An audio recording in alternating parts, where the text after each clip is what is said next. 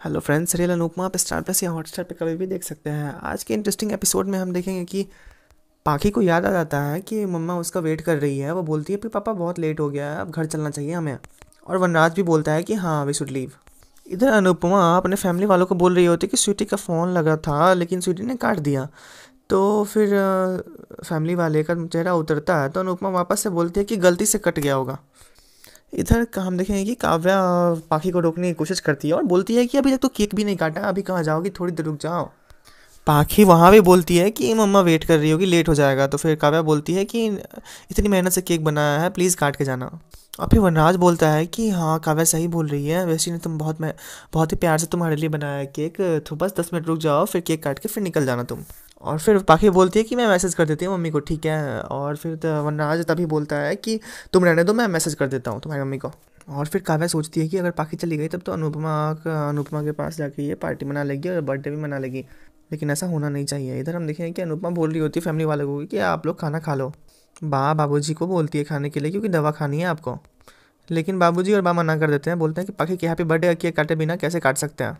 और अनुपमा बोलती है कि अच्छा है ना तब तक आपका खाना भी हजम हो गया रहेगा और फिर स्वीट डिश बोल के आप भी खा लेना केक। तभी डॉली के पास मैसेज आता है वनराज का कि पाखी को 15 मिनट में लेके आ रहा हूँ मैं। तो ये बात बताती है वो अनुपमा को और फैमिली वालों को भी, तो सब खुश हो जाते हैं। इधर काव्या को बहुत पसंद आता है पाखी को बहुत पसंद आता है काव्या का बनाया हुआ केक। और फिर पाखी केक काटना स्टार्ट करती है, केक कट करती है, फिर वनराज को वो खिलाती है। फिर पाखी अपनी फ्रेंड्स को भी केक खिलाती है। उसके बाद पाखी सेल्फी लेने में बिजी हो जाती है फ्रेंड्स लोग के साथ और वनराज के साथ। इधर काव्या पाखी के फ्रेंड्स को थैंक यू बोलती है कि मेरे कहने पे तुम लोगों ने पाखी को यहाँ पे लेके आई। और फिर और फिर बोलती है काव्या पाखी के फ्रेंड्स को कि थैंक यू तुम यहाँ पे लेके आई पाखी को, लेकिन मेरा एक रिक्वेस्ट और है। मैंने एक गेम प्लान किया है और गेम्स है तो प्राइसेस भी होंगे, राइट। प्राइसेस में मेकअप, एसेसरीज, परफ्यूम्स, हेडफोन्स, काफ़ी सारी इंटरेस्टिंग चीज़ें हैं। लेकिन तुम लोग तो जा रहे हो ना, तुम लोग चले जाओगे तो there will be know games और नो प्राइजेस। और फिर पाखी जाने के लिए बोलती है कि गाइस चल, तभी पाखी आती है वहाँ पे और बोलती है कि गाइस चलो लेट हो गई है। तो फिर पाखी की फ्रेंड्स बोलती है कि पाखी रुको, बेस्टी ने ना हमारे लिए गेम्स प्लान किए हुए हैं। पाखी बोलती है कि मुझे बर्थडे पार्टी की है, बोरिंग गेम्स खेल के ना सॉफ्ट टॉयज़ नहीं जीतना है। पाखी के फ्रेंड्स बोलते हैं गिफ्ट में सॉफ्ट टॉयज़ नहीं है, परफ्यूम्स, हेडफोन्स, मेकअप किट्स, ये सारी चीज़ें हैं। पाखी की फ्रेंड्स बोलती है थोड़ी देर। पाखी बोलती है कि मम्मी वेट कर रही है मेरी। तो फिर पाखी की फ्रेंड्स बोलती है कि आधा घंटा और लगेगी, फर्स्ट टाइम इतनी हैपनिंग पार्टी हुई है तुम्हारी। पाखी बोलती है कि घर पे भी तो बर्थडे पार्टी है, वहाँ पे भी बहुत मज़ा आएगा। तो पाखी की फ्रेंड्स बोलती है वहाँ भी चले जाएंगे, पहले ये वाली पार्टी तो एंजॉय कर लें। और बहुत ही जिद करने लगता है पाखी के फ्रेंड्स। काव्या बोलती है कि इतना इंसिस्ट कर रहे हैं, थोड़ी देर रुक जाओ ना। फिर वनराज बोलता है हाँ बेटा, दोस्तों की खुशी भी तो इंपॉर्टेंट होती है ना, अगर वो चाहते हैं गेम खेलने तो खेलने दो। और फिर से पाखी रुक जाती है। काव्या सोचती है तुमने मेरी बर्थडे पार्टी ख़राब की थी ना अनुपमा, आज तुम्हें रियलाइज़ होगा कि कैसा लगता है जब सारे के प्लान धरे के धरे रह जाते हैं। इधर अनुपमा गेट पे वेट कर रही होती है। बाबूजी गुस्सा कर रहे होते हैं, बोल रहे होते हैं कि अरे पाखी तो बेचारी बच्ची है। वनराज को सोचना चाहिए था ना कि अनुपमा कल से तैयारी में लगी हुई है, एक एक चीज़ खुद से बनाई है अनुपमा ने, यहाँ तक कि केक भी। बा बोलती है कि तू वनराज को क्यों दोष दे रही हो, ऐसा भी हो ना कि पाखी ने जिद की हो। बाबूजी बोलते हैं कि देखो लीला, अपने बेटे की तरफदारी करना बंद करो, हम सब जानते हैं कि देर किसने किया है।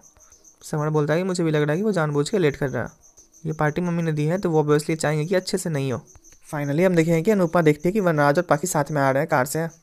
उनकी कार आके रुकती है घर पे। अनुपमा घर के मेन डोर पे होती है। पाखी हंस रही होती है, फ़ोन यूज़ कर रही होती है। अनुपमा देखती है पाखी को। उसके बाद फिर पाखी का ध्यान जैसे जाता है अनुपमा पे, पाखी थोड़ी सी डर जाती है और फिर सहम भी जाती है। फिर गाड़ी रुकने के बाद वो उतरती है गाड़ी से और अनुपमा के पास आती है।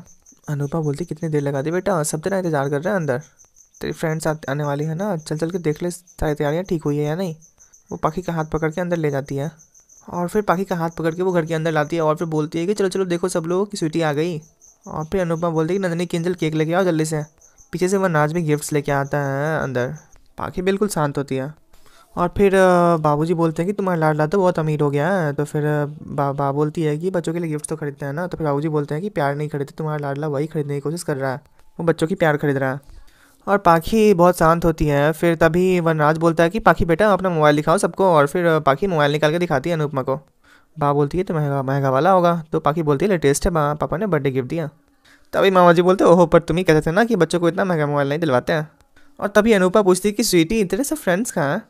नंदिनी, किंजल केक लेके आते हैं। और फिर अनुपमा बोलती है देख हमने सब तैयारी करके रखी है, पूछ ले उनसे कहाँ रह गए।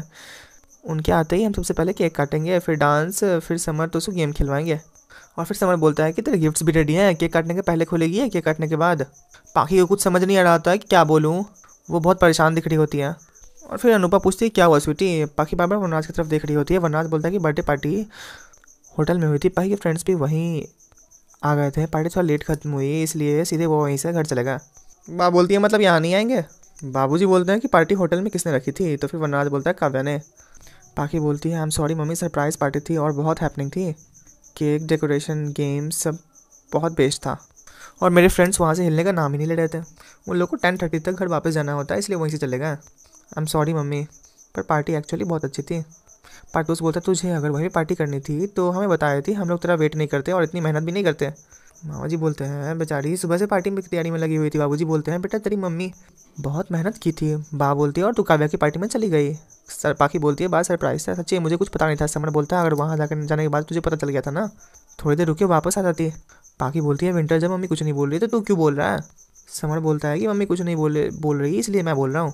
पाखी बोली थोड़ी देर रुकना पड़ गया तो इसमें कौन सी बड़ी आफत आ गई। समर बोलता तुझसे बात करने का कोई पॉइंट ही नहीं है।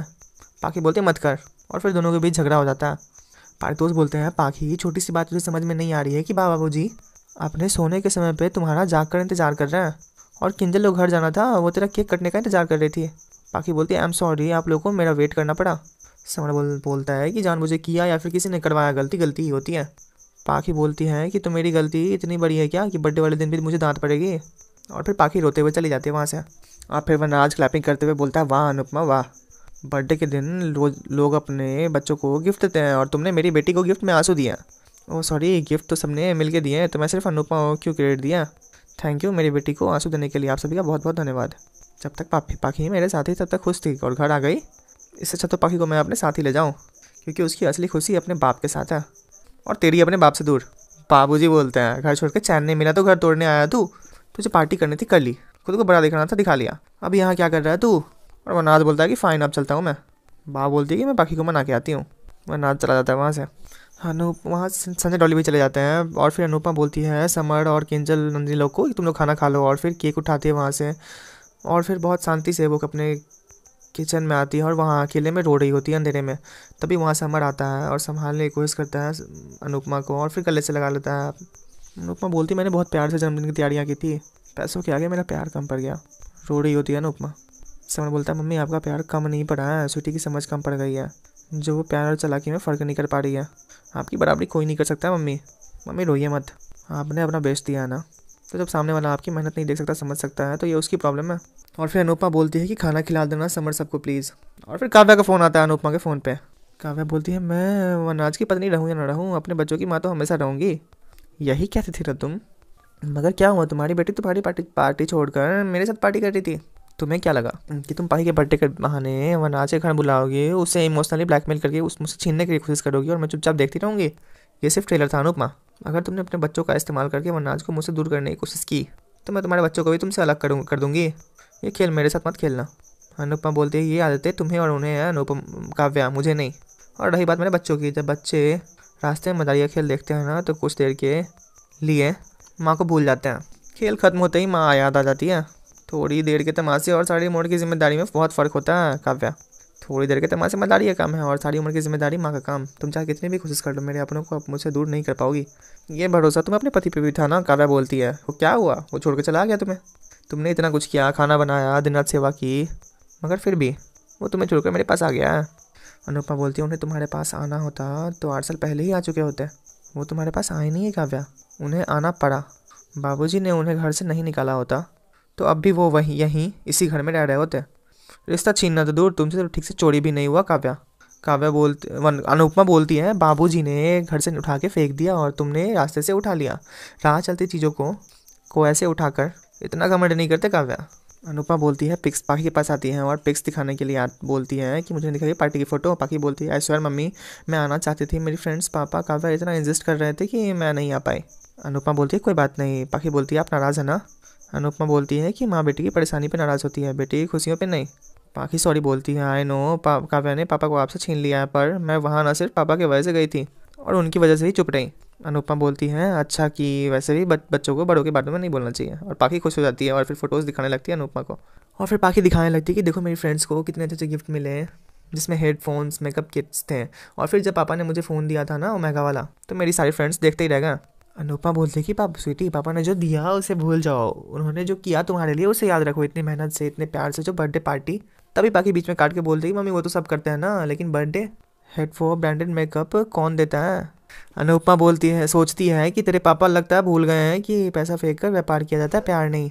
फ्रेंड्स, आज का एपिसोड यहीं पे ख़त्म होता है। कल के एपिसोड में हम देखेंगे कि इधर माँ बोल रही होती है कि कल के एपिसोड में हम देखेंगे कि माँ बोल रही होती है कि महीना शुरू होते ही अखबार का बिल, दूध का बिल।